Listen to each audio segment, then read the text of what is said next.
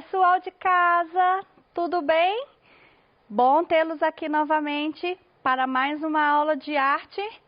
Professora Angélica, eu e você, se liga na matéria de hoje, hein? O que nós temos para hoje? Ah, sim! Tipos de releitura. E nós vamos aproveitar e fazer algumas análises de obra. Vocês já ouviram falar em releitura, provavelmente. Então, eu vou começar citando um exemplo. Canção do Exílio de Gonçalves Dias. Minha terra tem palmeiras, onde canta o sabiá. As aves que aqui gorjeiam, não gorjeiam como lá. Canção do Exílio, segundo a professora Angélica. Minha casa tem cachorros, onde latem sem parar. As aves que ali moravam até mudaram de lugar. Olha a carinha deles. A mamãe falou mal da gente? É, só quero ver quando eu chegar em casa. Eles latem demais. O que eu fiz aqui? Uma releitura. Eu peguei um poema conhecido e fiz algumas adaptações, né, para que esse poema representasse algo que eu gostaria de transmitir.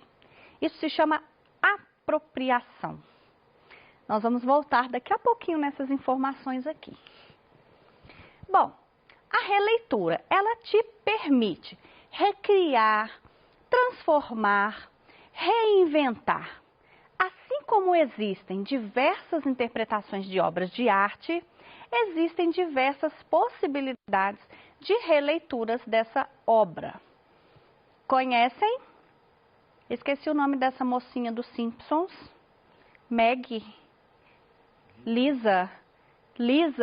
E ela está na posição de Mona Lisa. Olha, que coincidência! É a Mona Lisa Lisa. Legal demais isso. A palavra releitura vem daquilo que se refere a reler, ler novamente.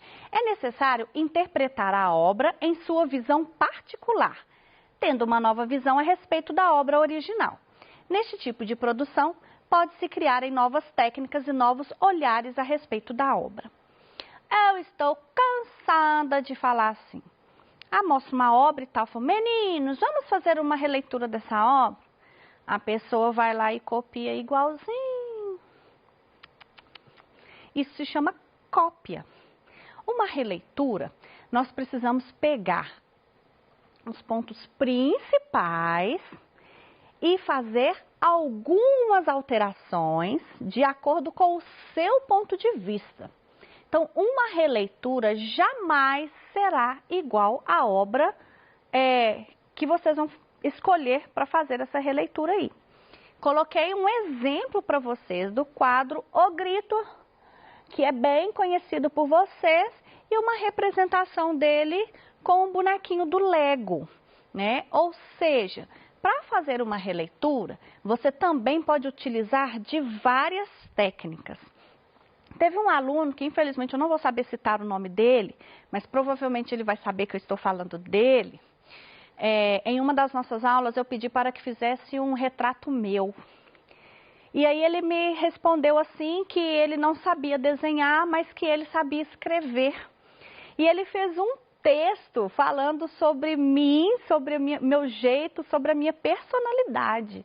Então, ele fez uma releitura minha através das palavras. Não necessariamente ele precisou utilizar-se do recurso do desenho. Foi muito bacana o que ele fez. Mas nós temos também a paródia, tá? Que é um tipo de releitura.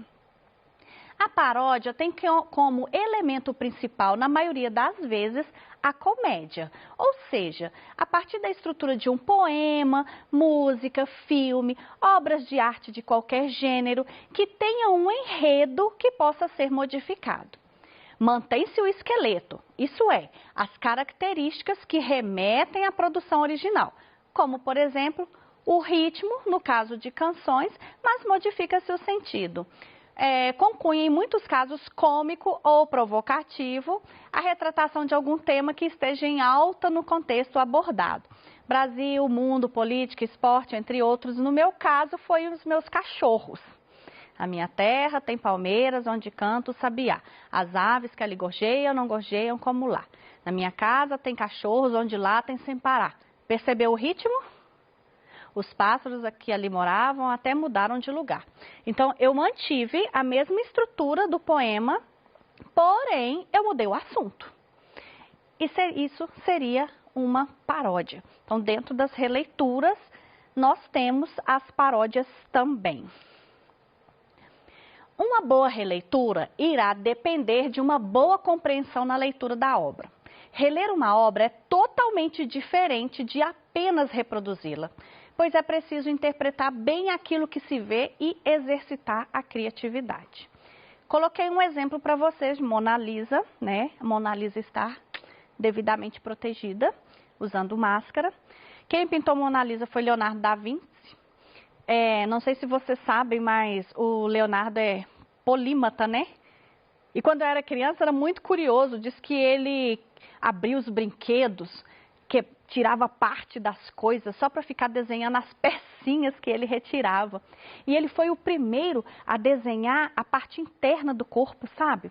No Renascimento, surge a prática de dissecar cadáver para estudo da medicina. O que é dissecar um cadáver? Abrir a pele, enfim, né? Abrir o corpo para que os médicos pudessem estudar as partes internas. E nisso, Leonardo estava lá, ó, fazendo todos os desenhos. Acabou que os desenhos dele foram utilizados em livros de medicina e ele colaborou muito para o avanço do estudo por causa dessa curiosidade dele em ficar representando tudo através de desenho. Então, nessa obra de Mona Lisa, antes de nós fazermos uma releitura, que isso também é uma problemática, nós temos que prestar atenção no conjunto da obra. Olha para a Mona Lisa e fala para mim uma característica marcante da Mona Lisa. Ah, estou ouvindo tudo. Isso mesmo, tá legal. Primeiro, é óbvio que nós prestamos atenção na figura central, que é a Mona Lisa, que vai estar com o bracinho apoiado, não dá para vocês verem aqui direitinho, que está escuro, mas tem uma espécie de pilastra, e ela está com as mãos apoiadas e um rosto sereno. Qualquer imagem que vocês desenharem nessa posição, de cara as pessoas vão saber que você está representando ali uma obra de Mona Lisa. Tem uma outra questão muito importante, e aí é que entra a análise de obra. No período do Renascimento, surge a pintura em perspectiva, ou seja, algo atrás da imagem. Então, atrás de Mona Lisa tem uma paisagem em profundidade. E essa paisagem, ela também precisa aparecer nas releituras. É óbvio que você pode mudar a temática. Se eu tivesse feito essa releitura de Mona Lisa, provavelmente atrás eu pintaria uma cidade com tanto de coronavírusinho. Mas sempre em perspectiva, ok? Ah, e as releituras, elas vão além da escrita e além da imagem. Quem já assistiu esse filme, Espelho, Espelho Meu? Ele é uma releitura da Branca de Neve e os Sete Anões. Se não assistiram, assistam, porque ele é muito engraçado. O que tem de diferente e o que tem de semelhante nessa obra? Primeiro, porque tem a Branca de Neve, porque tem a bruxa e porque tem o príncipe. São as características principais. Ah, e tem os Sete Anões, óbvio, né? São as características principais do filme tradicional da história da Branca de Neve. No Espelho, Espelho Meu, teremos também esses personagens, porém, a Branca de Neve é donzela sim, porém fraca não. A Branca de Neve, ela luta, ela é guerreira, diferente da Branca de Neve que corria do caçador, lembra? Aqui não, aqui ela enfrenta as pessoas. E os anões? Os anões continuam sendo anões nesse filme, só que eles colocam umas pernas, que no filme é tipo uma sanfona, que encolhe para entrar dentro da casa, e quando eles saem da casa, a perna estica e eles ficam uns moços bem compridão. Então, houve algumas adaptações. No final do filme, tô dando spoiler demais. Bom, quem não viu, veja. Não vou contar no final do filme, vejam, porque é bem diferente do final da Branca de Neve e os Sete Anões tradicional, ok? Então foi feita aí uma releitura de um filme, de uma história. Olha outro tipo de releitura. Aqui nós temos uma gravura de Albrecht. Albrecht, ele era apaixonado por desenhos em detalhes. E como ele era filho de ourives, ourives é quem faz joia.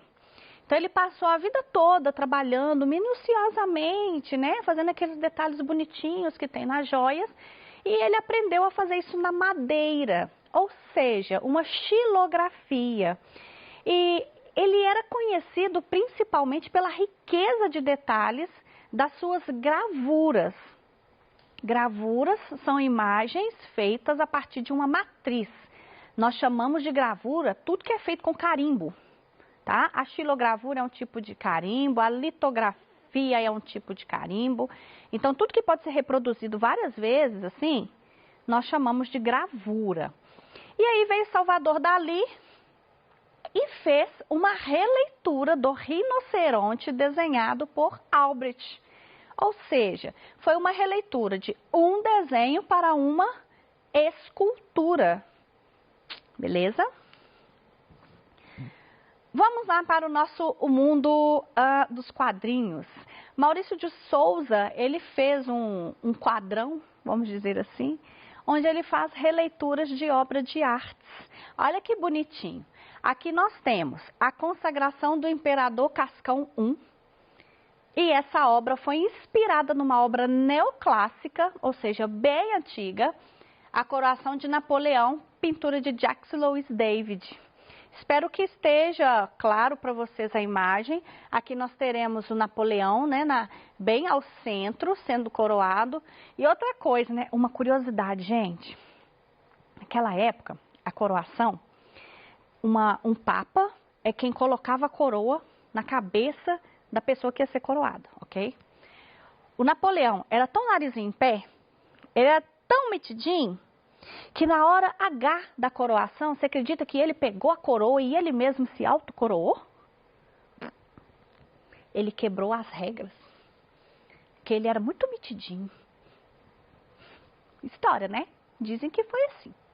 Então, tá aí a representação da pintura e a representação da releitura de Maurício de Souza. Essa obra também é incrível. É a mesma obra, tá? De Jacques Louis David, A Coroação de Napoleão. Quem está aqui embaixo? Hoje em dia essas pessoas estão vestidas, viu? Olha o olho ruim, hein? Tá todo mundo vestida com os tons maravilhosos de pele, né? De peles negras. E quem está aqui no centro? Beyoncé. A Beyoncé, gente, fez um clipe. Esse clipe chama As Péchites, dentro do Museu do Louvre. Deixa eu só contextualizar. O Museu do Louvre é o museu mais importante do mundo. E a Beyoncé fechou esse museu. Olha o poder dessa mulher. Olha o empoderamento dessa mulher negra, que conseguiu uma ascensão e ela se orgulha disso e ela faz questão de demonstrar isso, né? De chegar onde chegou. Você acredita que nesse clipe, o Museu do Louvre é onde fica a Mona Lisa, né? A obra de Mona Lisa. Ela posicionou assim na frente de obra de Mona Lisa, querendo dizer assim, e agora, quem é mais famosa? Eu ou ela? Que trem chique, né, gente?